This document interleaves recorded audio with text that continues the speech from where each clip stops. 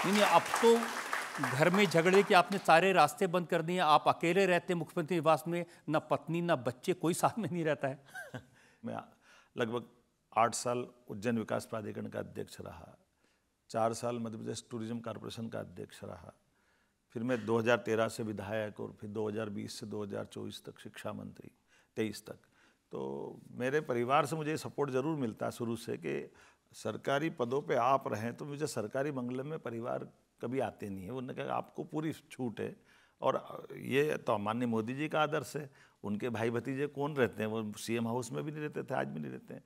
तो ऐसे माननीय प्रधानमंत्री जी सहित ऐसे कई सारे वरिष्ठ लोगों का आशीर्वाद रहता है कि कोई दायित्व हमको मिले तो पूरी शिद्दत से करने के लिए आपको समय चाहिए, और मुझे इस बात का गर्व है कि घर से सपोर्ट मिलता है। मैं इस कारण अच्छा, उनको बिल्कुल बुरा नहीं लगता है कि आप अकेले रह रहे हैं वहाँ? मेरे ख्याल से आप आके पूछ सकते कभी बुरा लगे।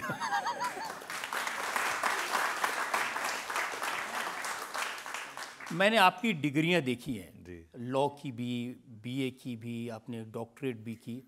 अब लोग ये पूछते हैं कि भाई अगर राजनीति में आना था, नेतागिरी करनी थी, मुख्यमंत्री बनना था, तो इतना पढ़ने लिखने की क्या जरूरत थी? तो पढ़े लिखे लोगों को नेतागिरी नहीं करना चाहिए। मैं विनम्रता के साथ कहना चाहिए कि जो परिषद के समय से मुझे संस्कार थे कि पढ़ते पढ़ते अपनी जो जिस भी लाइन में जाना चाहे, और मैं एक नौकरी के लिए नहीं पढ़ रहा था। मैं जब उज्जैन विकास प्राधिकरण का अध्यक्ष तब मैंने पीजी एमए पॉलिटिकल साइंस से किया, बाद में पीएचडी भी की। तो ये हमारे लिए पढ़ना, ये अपने मन के अपने अंदर के आत्मानुशासन के लिए भी और स्वांत सुखाय भी तो है। तो पढ़ कर के व्यक्ति अपने आप को भी दक्ष पाता है कई सारे मामलों में। और मुझे इस बात की खुशी है कि मैं हमेशा पढ़ाई के मसले में आज भी मौका मिल जाए तो मुझे पढ़ने का जितना आनंद आता है वो दूसरी चीज़ में किसी में नहीं आता है।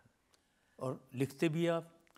हाँ, लिखता हूँ, क्योंकि मैंने अपनी पुस्तकें लिखी है जिसमें जैसे उज्जैन का धार्मिक पर्यटन, टूरिज्म। एक किताब का नाम है क्रोध। किताब का नाम तो क्रोध नहीं है, लेकिन ये सही बात है कि आत्मबोध है जरूर है। मैं पुस्तकें थोड़ा सा हिस्ट्री पे भी लिखता हूँ और एंशिएंट हिस्ट्री पे। ये लोग डरते भी होंगे, आप कुश्ती महासंघ के अध्यक्ष थे, तो पहलवान भी आपके पास काफी होंगे। मैं इसको तो कैसे बोल सकता हूँ, लेकिन ये बात सही कि स्वामी विवेकानंद ने कहा कि स्वस्थ शरीर में स्वस्थ मस्तिष्क का वास होता है, और मैं उस ध्येय पे विश्वास करता हूँ। तो ऐसा कौन सा काम है जो आप नहीं करते हैं? जी धन्यवाद। मुझे काम तो कोई करने में कोई गुरेज नहीं है, लेकिन विनम्रता के साथ लोगों से संवाद करने में मज़ा आता है, और ज़िंदगी का हर पल मस्ती से जीने में विश्वास रखता हूँ। इसलिए ऐसी दुनिया में पता नहीं कहाँ तक लोग अपने साथ चलेंगे, लेकिन जहाँ तक चलेंगे मस्ती से चलने की आदत है। और वही परमात्मा की दया के छोटे से आदमी को, जिसके परिवार में कभी कोई विधायक नहीं, कोई सांसद नहीं, कोई मंत्री नहीं, मुख्यमंत्री का तो सवाल ही नहीं उठता, और ऐसे व्यक्ति को नीचे से उठाकर पार्टी मुख्यमंत्री बना देती, मुझे इस बात का गर्व है। सवाल ले सकते हैं सर, मेरा क्वेश्चन आपसे ये है, जैसे आपका नाम डॉक्टर मोहन यादव है, सर मैं ये जानना चाहती हूँ आपने किस सब्जेक्ट पे रिसर्च किया है? मैंने पॉलिटिकल साइंस से भाजपा और उसकी पूर्ववर्ती सरकार पे किया था, जो हमारी मध्य प्रदेश के संदर्भ में। Okay sir, thank you sir. और ये भी बता देता हूँ कि मैंने ये सब्जेक्ट इसलिए लिया कि आमतौर पर नेता जब पीएचडी करते हैं तो उन पे आरोप लगता है कि ये एक थीसिस किसी ने लिखा दी होगी, कुछ कर दी होगी।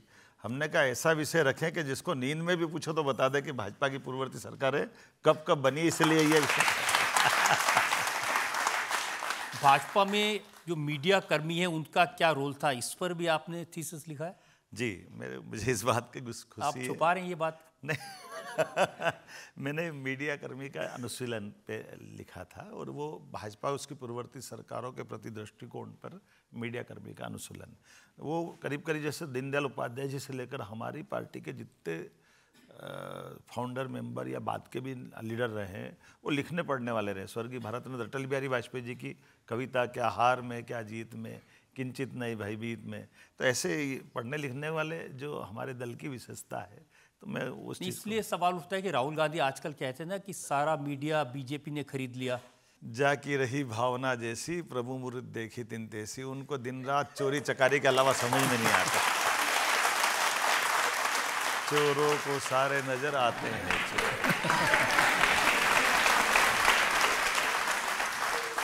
एक और सवाल है।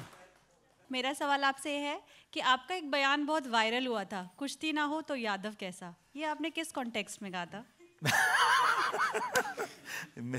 आपने जो देखा था, ये बात सही है कि एक सभा हो रही है और सभा में मेरा अपना भाषण चल रहा है। अब ये बात सही कि थोड़ा सा ये यादव समाज के या हमारे किसान परिवार बाकी समाज के लोग स्वस्थ तो रहते ही हैं, तो थोड़ी बहुत हो जाए तो कोई परेशानी नहीं रहती। हमने कहा ये सब चलेगा, चलने दो अपनी तरफ।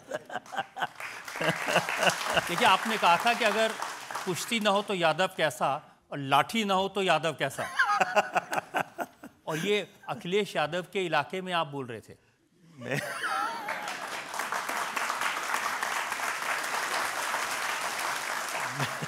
मैं लखनऊ में बोल रहा था। मुझे मालूम है कि लखनऊ उत्तर प्रदेश की राजधानी है और मेरी सभा में ये विषय खड़ा हुआ था।